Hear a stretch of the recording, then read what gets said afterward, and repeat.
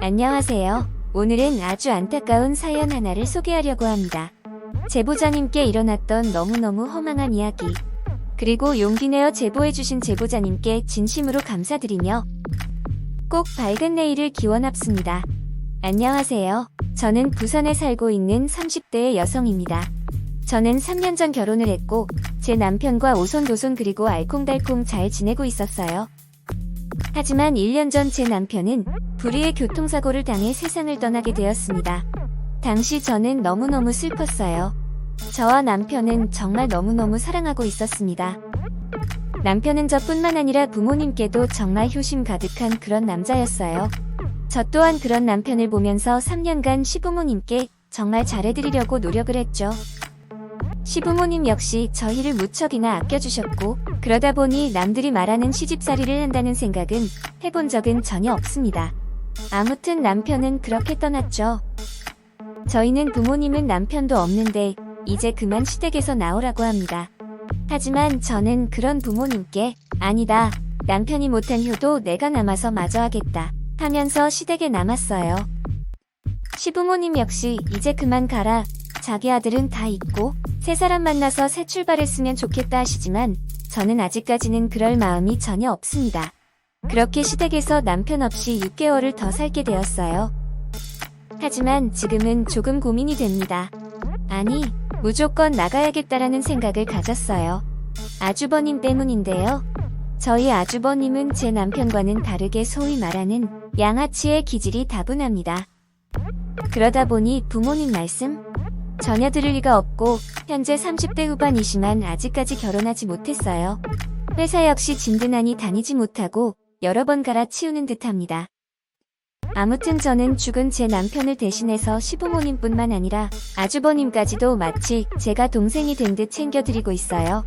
그런 아주버님은 저를 굉장히 편하다고 느꼈을까요? 아니면 제게 다른 감정을 느껴서였을까요? 6개월 전 그날 아주버님은 밖에서 술을 진탕 드시고 오신 날이었습니다. 늦은 밤 시간이었기 때문에 저희 시부모님께서는 당연히 주무시고 계셨어요. 저 또한 마찬가지 제 방에서 잠을 자고 있었습니다. 그런데 누군가 제 다리를 만지는 느낌이 들었어요. 저는 너무 놀라 눈을 떴고 제 눈앞에는 술 취한 아주버님이 계셨습니다. 아주버님에게 지금 뭐 하시는 거예요? 하면서 밀쳐냈어요. 술을 과하게 드신 아주버님께서는 그렇게 침대 밑으로 떨어졌고 저는 거실로 뛰쳐나갔습니다. 그리고는 그날 너무 놀랐고 그런 아주버님이 너무 무서워 잠을 이루지 못했어요. 다음날 새벽이 되어서 아주버님이 제 방에서 나왔고 재수씨, 저 왜 이 방에서 자고 있었죠? 그리고 재수씨는 왜 여기 있어요? 라면서 아무것도 모르는 눈치였습니다. 저는 그런 아주버님에게 더 황당했어요. 새벽이 다 보니 시부모님께서는 잠에서 깨지 않으셨어요. 그래서 저는 아주버님에게 사실대로 말을 해줬습니다. 그러니 당연히 재수씨에게 자기가 못할 짓을 했네요. 하면서 죄송하다며 거듭 사과를 하셨어요. 저는 그런 아주버님께 다음에 또 이러면 어머님, 아버님께 다 말씀드릴 거다 라면서 따끔히 경고를 했습니다. 당연히 다음에 이런 일이 또 있으리라는 상상도 못한 채 말이에요. 아주버님께 경고를 하고 난 후 얼마 지나지 않았을 때입니다. 그날은 비가 추적추적 내리더라고요. 아주버님은 새로 들어간 회사 사람들과 회식 자리를 갖는다며 늦게 들어온다고 연락이 왔습니다. 그렇구나 했고 어머님께서는 술 많이 먹지 말라고 하며 전화를 끊었죠. 하지만 아주버님께서는 다음날 새벽이 되어서야 집에 들어오셨습니다. 아마도 제가 물을 마시러 잠에서 깼을 때가 새벽 1시쯤이었는데 현관에는 아주버님 신발이 없었으니까요. 아무튼 저는 물을 한 잔 마시고 다시 잠에 들었습니다. 스르륵 눈이 감기고 다시 잠을 자려는 순간 현관문이 열리고 고주망태가 된 아주버님이 들어오셨어요. 거실에서 시끄럽게 하는 소리가 들려 저는 잠에서 깼고 거실로 나가려고 했어요.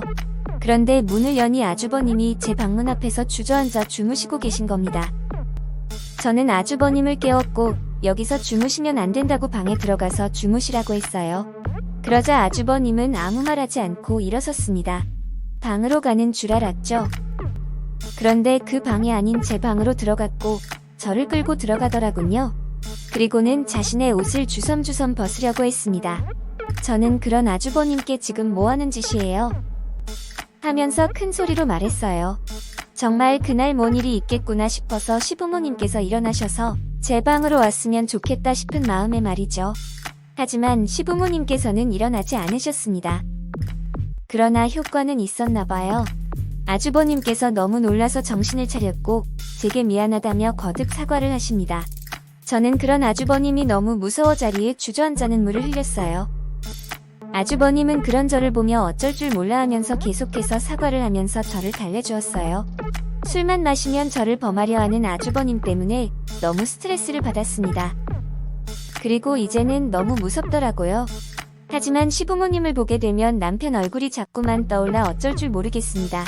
아무래도 그런 일이 있다 보니 아주버님과 저는 서로 마주하는 일이 없게 되었고 서먹서먹하게 변해버렸죠. 가끔 가족끼리 한자리에 모여 식사를 하게 되는 자리가 있을 때면 그런 저와 아주버님을 보시고는 시부모님께서는 한 소리 하십니다. 가족끼리 왜 그리 서먹하게 앉아있냐? 둘이 무슨 일 있냐면서 말이죠. 저는 차마 아무 말 못하고 입을 떼지 않는데 아주버님은 아니라며 재수씨랑 잘 지내는데 엄마랑 아빠가 괜히 그러는 거다 합니다. 그런 아주버님을 보면 저는 치가 떨리기까지 하고 말이죠. 어떻게 얼굴색 하나 안 변하고 뻔뻔하게 거짓말을 할 수 있는지 말입니다. 그래서 저는 아주버님이 소시오패스처럼 느껴지기도 하고 말이에요. 그런데 어느 날이었습니다. 저녁 먹을 시간이 지났는데 아주버님께서는 퇴근을 하지 않았습니다. 시어머님께서 아주버님께 전화 한번 해보라고 하셔서 저는 전화를 했어요. 전 당연히 어디서 또 술 한잔 하겠거니 했습니다. 하지만 전화를 받은 아주버님은 술을 전혀 드시지 않았고 그냥 근처 공원 벤치에 앉아 있다고 하더라고요. 그러면서 저더러 잠시 나와주면 안 되겠냐고 했습니다. 그래서 저는 시어머님께 아주버님이 잠깐 저에게 할 말이 있다고 하셔서 잠시 나가서 얘기 좀 하고 온다고 말하고 나왔습니다. 집 근처 공원에 가니 벤치에 앉아 계시더라군요. 저도 옆에 앉았습니다. 아주버님께서는 제게 너무 미안하다고 사과를 하세요. 술만 먹으면 변하는 자신이 너무 화가 난다고. 그리고 재수씨에게 그런 몹쓸 짓을 한 것도 너무 화가 난다고 말입니다. 맨정신에 그런 소리를 듣다 보니 아주버님도 상당히 힘들어했겠구나 하는 심정에 저는 되려 괜찮다고 이야기를 했어요. 하지만 사람 말은 끝까지 들어봐야 한다고 했을까요? 아주버님은 고지어 제게 말하시는데 이제 집에서 나가주면 안 되냐고 합니다. 왜요? 라고 물으니 아주버님은 도저히 한 집에서 살면 또 그런 일이 벌어질까 무섭다고 하네요. 뿐만 아니라 자꾸 혼자 된 여자라는 생각이 머릿속에서 지워지지 않으면서 어찌됐건 저를 매일 보고 그러다 보니 제게 이성의 감정까지 느껴진다고 합니다. 그렇지만 자신 역시 아끼던 친동생의 여자라는 생각은 변함이 없고 그러다 보니 절대 있어서는 안 될 행동이다라는 것을 느꼈다고 하네요. 자꾸만 그런 생각이 머릿속에서 지워지지 않아 더 이상 함께 살면 안 되겠다면서 저더러 나가라고 합니다. 하지만 저는 안 된다고 했어요. 저는 제가 그동안 사랑했던 남편을 대신해서 시부모님은 잘 모시겠다는 마음이 있으니까요. 매일 저녁 남편을 생각하면서 다짐하고 또 다짐했는데 아주버님 때문에 제가 나가야 하나 싶었습니다. 물론 무서워요. 하지만 아주버님이 무서운 것보다 저는 시아버님을 더 잘 모셔야겠다는 생각이 더 크기 때문에 선뜻 아주버님의 제안을 받아들일 수 없었습니다.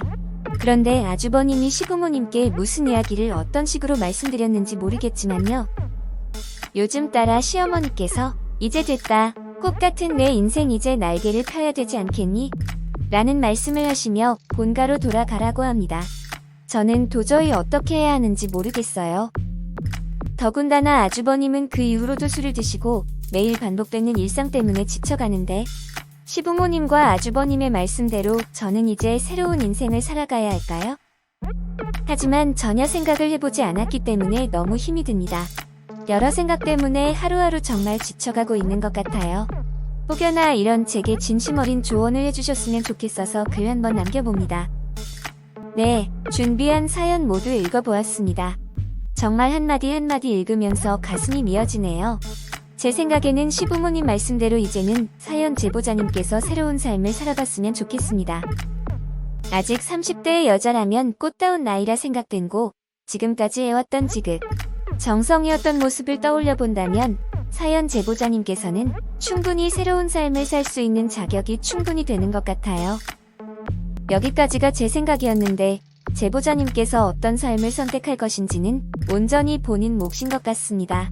하지만 제보자님의 말씀대로 진심 어린 조언 댓글로 한 번씩 남겨주셨으면 좋겠네요. 그럼 저는 다음에 또 다른 사연으로 찾아오도록 하겠습니다.